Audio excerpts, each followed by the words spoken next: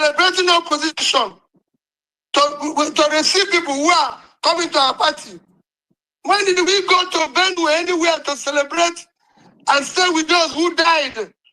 Mourn with them. Which country is this that we're celebrating when people are dying? We're happy that people are moving their party. No, we're not talking about the dead.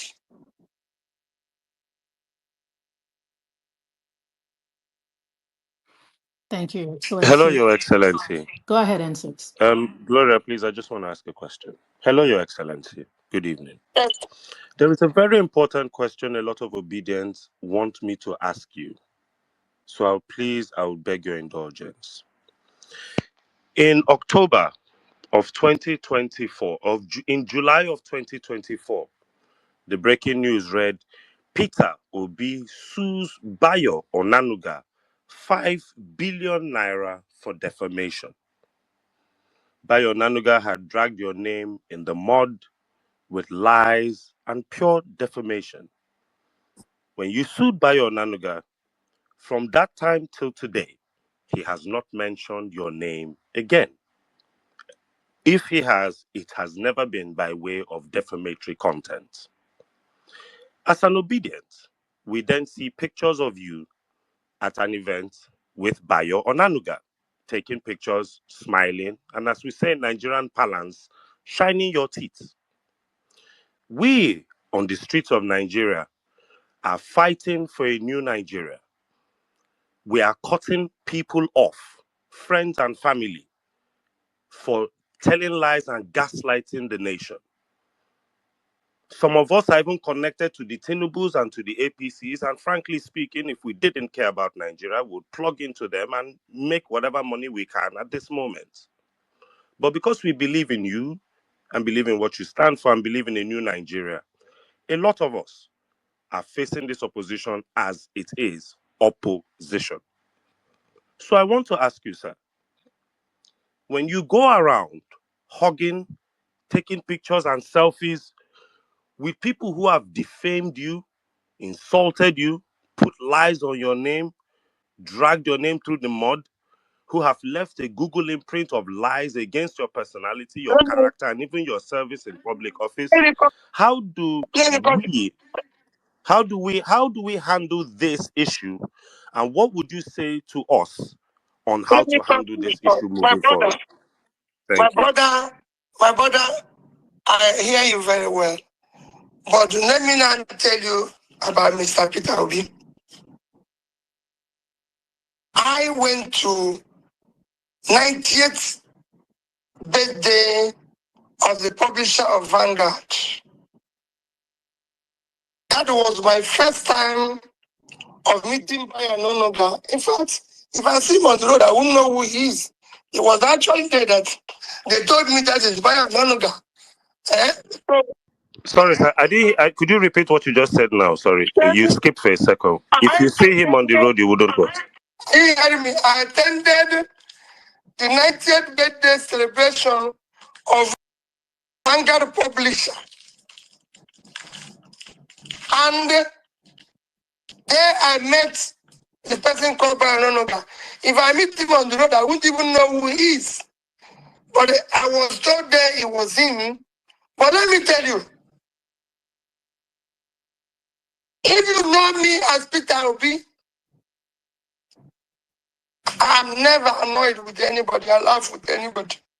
I just told you that the man who impeached me called me names when I came back from impeachment. The House moved the motion to remove him as speaker. I said, not under my watch, he will remain the speaker. The man who moved the motion for me to be removed, who moved the first motion, the man who seconded it, within months of that, had a burial in their house, in their places. I attended them as governor. My dear brother, I disagree with people.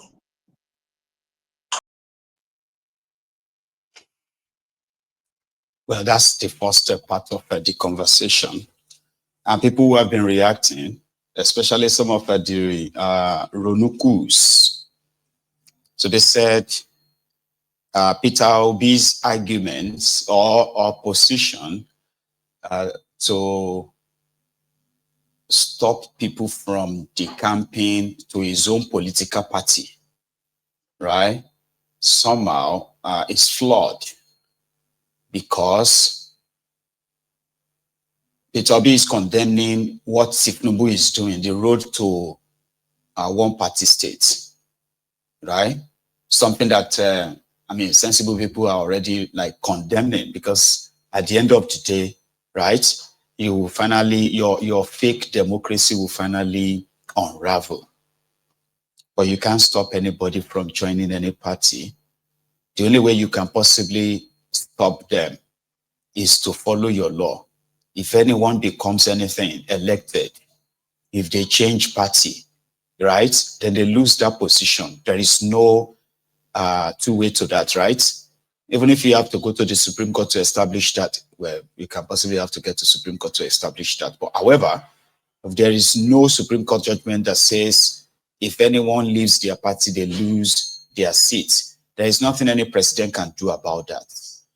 So it is basically on morality, and in their politics, I don't think moral counts. So Peter Obi, that is approaching politics with decorum, with a fair play and all of that stuff, is being seen as weak by some of his critics, including some of his supporters, who believes that no. We know this is what you said you are. But the people we are dealing with, the people that are dealing with you, with what you are watching or seeing every day, they are not nice people. So Peter Obi was telling his supporters in that clip part and said, yes, in fact, he addressed that of Bayo Onofunuga specifically, because that was the question. But people have cut off relationships simply because of this, their fight for which one? Better Nigeria. The Ronukus will say to you that them backing Tinubu and stopping Peter Obi from becoming president is in fact the best decision that saved Nigeria. Don't pretend that you have never heard that before. I read that all the time on social media. In fact, it is like every day. To say, the Ronukus, it is like their WhatsApp messages. Where I'll go on social media and say, every day I thank God that I supported Tinubu and I didn't support Obi. If not, sure you get. And similarly, the obedient themselves continue every day to say, the people that are responsible for this destroyed Nigeria, you shouldn't be obnobbing with them. We know that you said you are, but we are fighting for our life. So can we trust you enough that, you are not just kind of like leading us on? If you are comfortable with the people that we are not comfortable with, the people that makes life uncomfortable for us, why should you be comfortable with them? These are the guys that can say that. There's no other camp that can face. You're not going to have any space time with some of these career criminals, right? But Peter Obi was there. It was like he was like fighting for his life in the hands of those millions of those who actually believe him. In that same space, he spoke further. So he made it obvious that Onofunuga is a complete irrelevant. That if not, if not because he continued to bash him, peddle lies and all that against him, that prompted him to say he will sue him. If he sees him anywhere, he won't even recognize him. That is Bayo Onofunuga. Now he said more. This is the part that is now interesting, talking about what he's faced, what they have done to him in secret. So many of them that he can't really share in public. That he understands that his supporters are fighting for their lives, but at the same time, he's approaching it in a way that you don't need to shout, you don't need to scream before you can be effective in confronting this kind of people. His words not mine. I laugh. I pray for my enemies. But I pray that God blesses those like you who are suffering. I pray for my enemies to change. That is what I do. Anybody who has told you that Peter Obi was fighting anybody, no. I made somebody governor say that she should stop coming to the state. Go ask anybody. When he had problem with EFCC, I wrote a letter supporting him. In a case, his lawyers are hearing what I'm saying now. I wrote a letter supporting him. No, there's nothing Peter Obi will gain from going out there, quarreling and fighting with people, breaking people's head. The day I was in my brother's house that was being knocked down, I kept begging the people working there, can I have opportunity of meeting whoever sent them? Can I visit the person in his or her house? And that's what I look at till today. Let us have an amicable settlement. There's enough. So, my leader, sorry, let me just... I cannot go about. I'm pleading with you. Please, let's remain as same as we are. Every single day, I criticize what is wrong with this government. They reply me. They call me name. Don't look at what they are calling me. Don't look at defaming me. That's what they are doing with me. Let's see if we can solve the issues.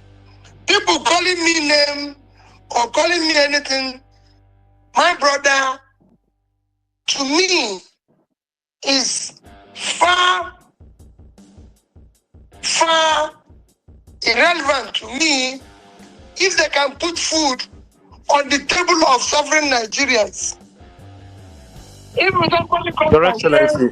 Yes. Your Excellency, sorry to interrupt you here, but you said something that I need one last clarification from you. Yes. If this is your disposition as a gentleman leader, that is fine. But I want you to consider two things and then further explain to me. First consideration, all your examples are from a Nigeria that worked when you were governor.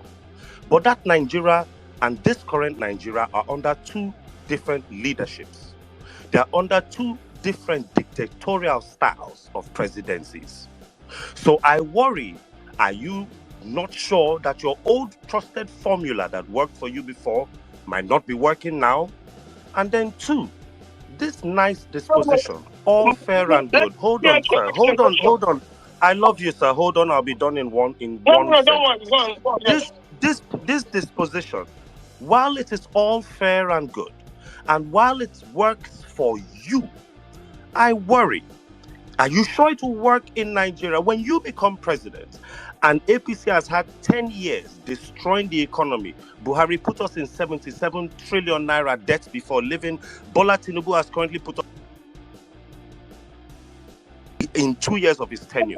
You're going to have a massive amount of people you might need to jail or investigate for huge corruption from the APC. I worry about your disposition. How would you then seriously deal with a lot of these traducers if you're cool with them today? Explain that to me, and then that's my last question. Thank you, sir. Being friendly with people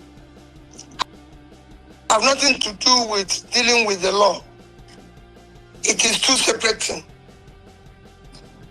That I'm friendly and laugh with people doesn't make me to be if you don't know, ask people when I was governor.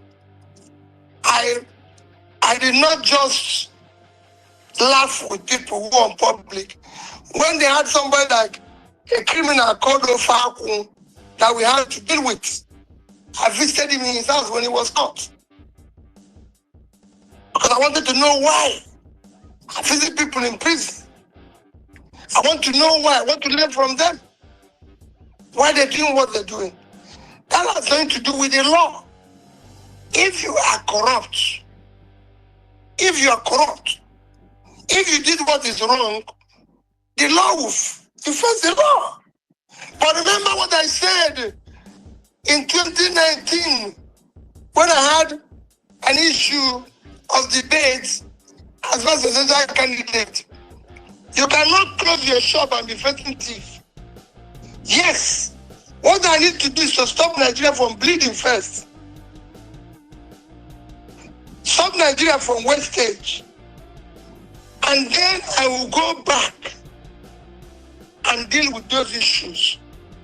These are two separate things. And somebody called me an idiot, which I'm not, called me a thief, which I know I'm not, called me religious bigot, which I can tell you, and God in heaven knows I'm not, called me tribalistic, which everybody knows I'm not. These are the things they are. For example, I wrote today a question about the president traveling to St. Lucia. The reply from the presidency used the words mischievous, wicked. What are they calling that? No. What I said is facts. I just said, not at this time. So if somebody calls you name, you don't go and start, oh, because they call you name. No. My disposition remains that I'm a leader. I have to be different. I have to have good and private public conduct at all times. It is important. Very, very important. All right. Thank you very much, Your Excellency. Oh, go ahead, sir. Let's remain strong on our demand for better leadership. Thank you, sir. All right. Just a quick announcement. Here at So that was him there telling his supporters and everybody listening that I am hobnobbing with them. Doesn't mean that I'm going to shield them. Well, that is plausible because people who said they kind of like knew him when he was governor said when Peter Obi was, when he kind of like surfaced, or should I say when he appeared, first time that he was running to be governor, many of them felt like he was a clown, a billionaire, sorry, a clowning billionaire. And who would be this one? In this Anambra state, where they had Chris Uba, they had the Uba brothers, Chris Uba and the Uba, people who were capable of kidnapping a governor and all that stuff. Yeah? So, in fact, they said some of the Anambrarians then were calling him Adaobi because of his voice. When he opened his mouth and he started talking and all that, they were laughing. They were, you know, like, this one with woman voice. Now, this one will face all this. But by the time it was done, the story is, you know, different. Now, here is that juicy part. What agreement is it? Is probably having with the coalition people. And what is the kind of deal he would love to go with for the sake of rescuing Nigeria, in quotes? This is the part where Peter Obi confirmed that he wouldn't mind to run for just a single term, right? Tifnumbu's PA, that guy that was crying on stage when they told him to step down for Benduikun, the Dayo Israel, Ranti. That I can't remember his name. Is it D1 or something? I don't know. Tifnumbu's essay on media. That did something Olusegun, that's his name. Right? So he said, because Peter Obi said he will go with a term just if that is what it's going to take to rescue Nigeria from Tifnumbu. So he said that Peter Obi is saying he wants to use the tip. You know that trick when you are with your partner and you're like, asking that, see, please just, and they're like, no, I'm not in the mood, I'm not interested. And you're like, no, just the tip. That's what the madman said, used in expressing his own response to Peter Obi's, I go do one time and I go give it back to you. This part. Asked a question. He said, Dear Peter Obi, assuming the agreement in the coalition